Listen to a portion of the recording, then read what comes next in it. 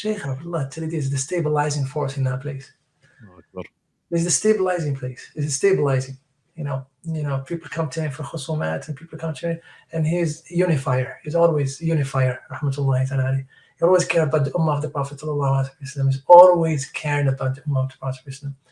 And he's, subhanallah, and that's and you always find him in studying the hadith of the Prophet sallallahu alaihi wasallam. He's always in the study, reverence of the hadith of the Prophet sallallahu alaihi wasallam. He would not, like some students sometimes would read.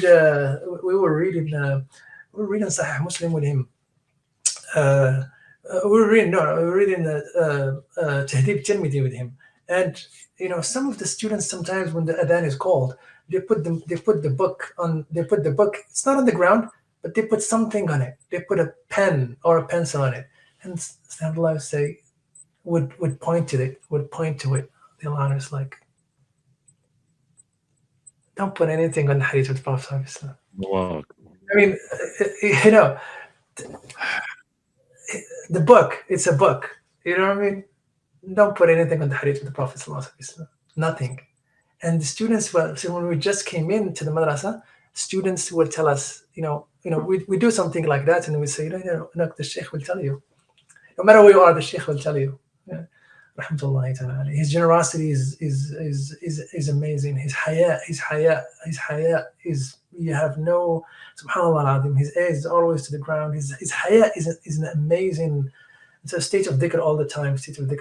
Here's one of the brothers, once we took him to visit Stay Abdullah Talidi, and this brother is daring, he dares, he asks, he asks and he dares. So he said to the Shaykh, how much should they make salat upon the Prophet ﷺ? What's enough? So the Shaykh laughed. He said, like, enough? Like, what are you talking about? Like, so he said, how much should they do? 1,000? So the Shaykh chuckled. He's still laughing from the statement that he made. He chuckled. He said, probably a little more. He said, 2,000? He said with his hand like this. He said, 5,000? He said, he said, 10,000? He said, no, you started. They said, now you started. 10,000 salawat upon the Prophet ﷺ a day. Now, the man is saying, now you started. How much salawat this man would do?